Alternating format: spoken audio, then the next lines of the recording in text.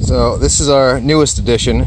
This is, I think, 10 feet by a foot deep by about 18 inches wide. And this has about 150 red onions planted in here, and probably sprinkled all over the place about 250 to 350 spinach seeds. And then I had a few pea plants from seed. And that's actually garlic chives and garlic chives and garlic chives. And there's a couple of pea plants, one there and one tiny one right there. And then a cherry tomato plant that's indeterminate climber.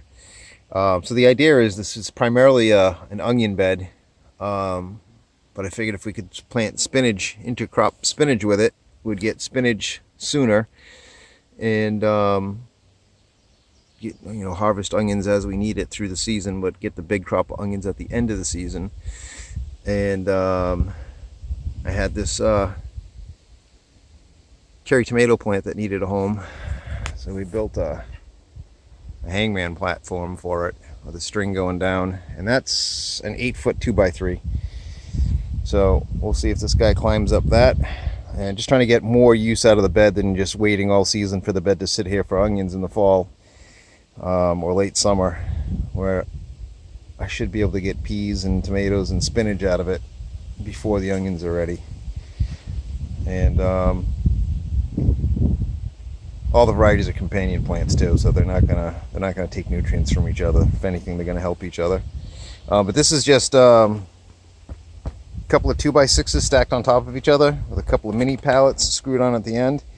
And to keep the dirt from going through the slats in the mini pallets, just used a couple of scrap pieces of the vinyl siding to fill the holes on the inside from the back.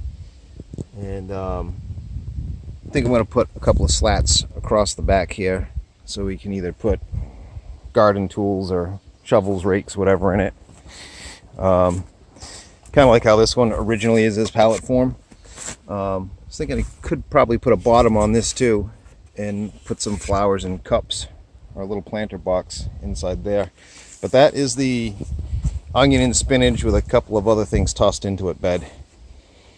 And it's just in front of the lettuce bed and just next to the grapes, which they're not doing so great, but they ain't dead yet, so we'll keep our fingers crossed on those guys. The plan is for those is to eventually go on an arbor someplace in this area next to the barn, but probably 4 or 5 feet away from the barn so the vines don't try climbing it. That is it for now.